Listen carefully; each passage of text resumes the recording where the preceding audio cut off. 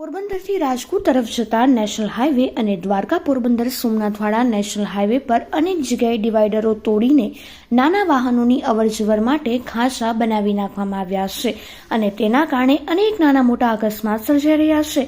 ધરમપુર અને વનાણા વચ્ચેના ઓવરબ્રિજ પાસે સૌથી વધુ જોખમી બની ગયેલા ખાંચાને કારણે સર્જાતા અકસ્માતમાં લોકોએ જીવ ગુમાવ્યા છે. તેમ છતાં નેશનલ હાઈવે ઓથોરિટી જાગતી નથી.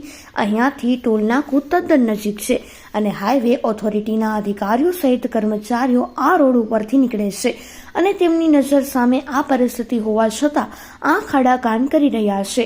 રંગબાઈથી બોખીરા સુધીના હાઈવે પર પણ અનેક જગ્યાએ આ પ્રકારે રસ્તાઓના ડિવાઈડર તોડી નાખવામાં આવ્યા છે. માટે નેશનલ હાઈવે ઓથોરિટી આળસ ખંખેરીને તાત્કાલિક તેનું સમારકામ કરાવવું જરૂરી બન્યું છે.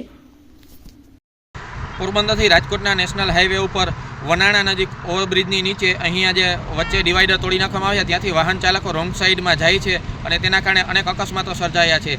એ જ રીતે પોરબંદર દ્વારકા સોમનાથ નેશનલ હાઈવે ઉપર પણ અનેક જગ્યાએ ડિવાઈડરો છે તેને તોડી નાખવામાં આવ્યા છે અને ખાંચા બનાવવામાં આવ્યા છે અને ત્યાંથી અનેક અકસ્માતો સર્જાઈ રહ્યા છે.